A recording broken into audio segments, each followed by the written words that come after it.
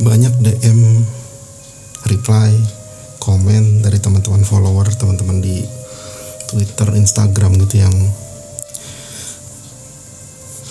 nanya atau cerita gitu kalau kos-kosannya atau rumahnya atau tempat tinggalnya itu katanya berhantu gitu. Jadi kami jadi diskusi kan, jadi Mas Pri, bener gak sih kalau setiap rumah itu ada penghuninya, ada penghuni selain manusianya gitu ya, hantu lah kira-kira gitu sebutannya ya. Kami jadi bahas itu gitu. Ada yang penghuninya bentuknya macam-macam, ada yang kuntilanak, ada yang pocong, ada yang hantu anak kecil, macam-macam ceritanya. Diskusinya menarik dan itulah yang akhirnya kayaknya gue pengen bahas ini sekarang di sini gitu, tentang rumah yang berhantu karena ya gue dan keluarga juga punya pengalaman yang kayak gitu yang menurut kami cukup serem, mengerikan gitu. Jadi kita bahas rumah hantu yang pernah gue dan keluarga alami. Gue ini lahir dan besar di Cilegon, satu kota kecil di ujung barat Pulau Jawa.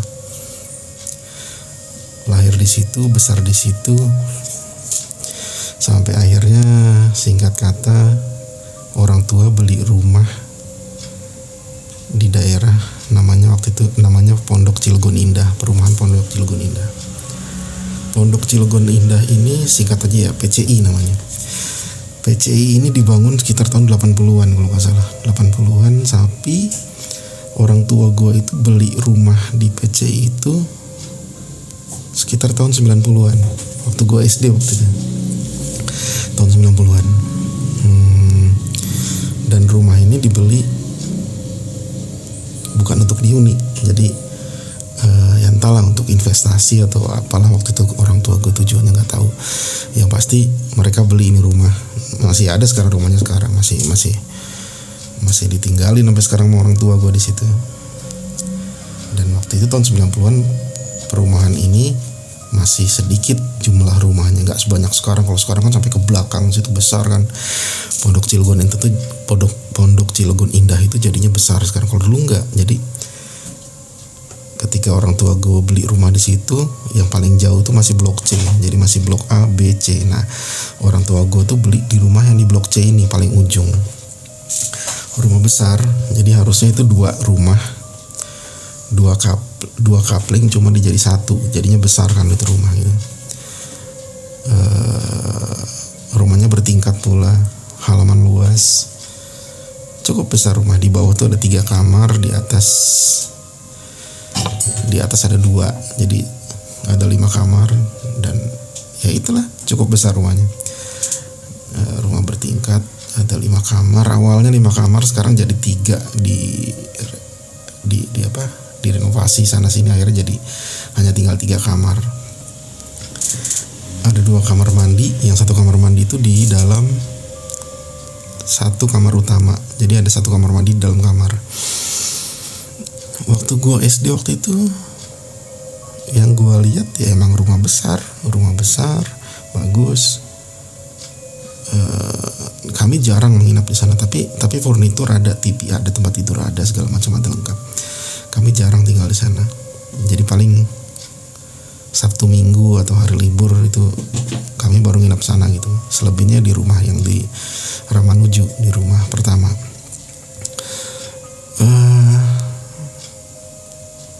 Kenapa akhirnya gue dan keluarga itu merasa ini rumah ada sesuatu yang aneh gitu? Awalnya biasa aja awal. Jadi kayak ya gimana sih, rumah baru beli, direnovasi, baru dibagusin itu ya seneng aja punya rumah besar gitu. Tapi akhirnya ada beberapa kejadian yang yang menurut gua dan keluarga tuh aneh itu. Kayak dulu gue punya sepupu yang masih bayi, adik sepupu masih bayi, jadi masih baru lahir lah, umur belum setahun gitu, masih bayi kan. Ketika si adik sepupu gue ini menginap di situ, itu selalu nangis kencang, nggak bisa tidur sama sekali, nggak bisa dibikin tenang, nangis terus, pokoknya nangis kejer lah gitulah. Ini kenapa sih nggak pernah bisa nginap di situ, nggak pernah bisa tidur di situ. Sampai suatu ketika ya, ketika gue di rumah itu dan sama adik sepupu gue itu sama tante gue di situ bertiga atau berempat kalau nggak salah. Nah, dia adik sepupu gue itu tidur di kamar yang ada, kamar besar yang ada kamar mandinya di dalam kan. Nah, ketika tante gue itu sedang di dapur, si adik sepupu gue ini di kamar tidur ini, yang di kamar sendirian nangis kencang banget. Sampai akhirnya tante gue bilang, "Bri, tolong liatin tuh adiknya di kamar kok nangis gitu." Itu siang, belum malam. Akhirnya ya udah tante, ke kamar lah, gue mau ngeliat si adik sepupu ini. Ketika pas gue buka pintu, di atas tempat tidur itu adik sepupu gue tidur di situ, rebahan di situ, nangis kenceng. Itu ketika gue buka pintu, gue ngeliat di sebelahnya itu ada perempuan yang berdiri diem ngeliatin adik sepupu gue yang masih nangis aja itu. Dan gue nggak kenal itu perempuan siapa. Gue berdiri diem depan pintu karena bingung ini siapa gitu. Berdiri depan pintu, gue perhatiin cukup lama. Akhirnya gue sadar ini bukan orang gitu. Gue tutup pintu lagi, gue ke tante gue itu, "Tante, Bri gak berani masuk." "Kenapa?" "Ada hantu di kamar." Gue bilang gitu. Gue SD waktu itu. Gue bilang begitu. "Hantu apa?" kata gitu. Berdiri di samping adek. Tante gue langsung lari kamar. Entah di kamar itu ngapain, terus dia lari keluar lagi sambil gendong adik sepupu gue itu. Terus akhirnya kami memutuskan untuk sampai sore nunggu bokap gue datang di depan TV, nggak berani masuk kamar. Ya gue nggak tahu, tante gue nggak cerita sampai sekarang apa yang dia lihat di kamar itu. Ya mungkin dia ngeliat perempuan itu juga, tapi nggak tahu. Akhirnya kami menghabiskan sore itu di depan TV di ruang tamu, nggak berani masuk kamar lagi. Itu kejadian pertama. Kejadian berikutnya ketika suatu malam, gue ingat waktu itu gue masih SD, gue nonton TV di ruang tamu, di ruang tengah. Malam jam 10 jam 11 lah,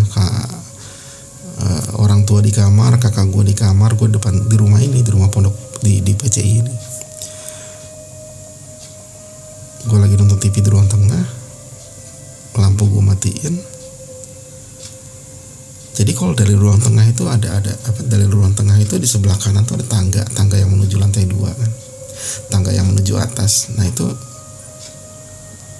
tangga itu kalau ada orang mau naik ke atas ya pasti lewat ruang tengah gitu. Itu dalam keadaan gelap ya, gue lagi nonton TV. Itu ada perempuan dari arah dapur belakang jalan, pakai baju panjang itu warna putih, entah putih abu atau pokoknya baju panjang gitu ya, jalan dari dapur ke tangga. Gue pikir itu nyokap waktu itu, gue pikir itu ibu gue gitu kan, lampu gelap cuma cahaya dari TV aja. Gue pikir nyokap, tapi ketika dia jalan sampai ke tangga, sampai dia naik tangga itu kan gue lihat terus. Itu setelah sampai atas, tangga atas itu gue baru sadar kalau itu bukan nyokap gue, bukan kakak gue juga, karena kakak gue masih kecil waktu masih SMP. Ini perempuan dewasa, umur sekitar 30 tahunan gitu ya. Rambutnya panjang, pakai baju terusan putih, itu jalan dari dapur naik tangga ke lantai atas. Ketika dia menghilang sampai masuk ke lantai atas tuh gue baru sadar kalau itu bukan nyokap. Gue langsung balik masuk ke kamar orang tua waktu itu, tinggalin TV, kaget gitu siapa.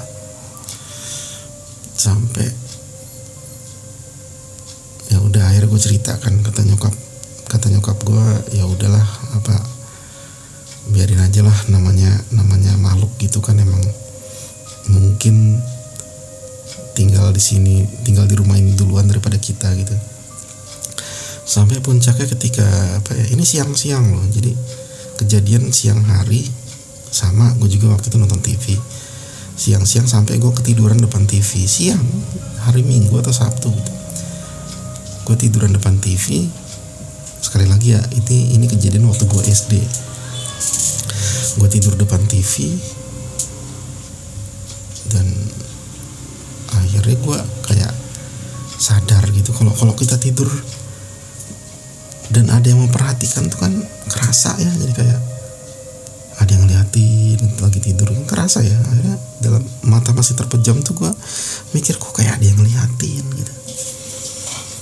Ya udah, akhirnya melek bener gitu. Di depan TV gue lihat ada perempuan berdiri di lorong menuju dapur gitu, ngeliatin gue, memperhatikan gue lagi tidur, berdiri diam aja.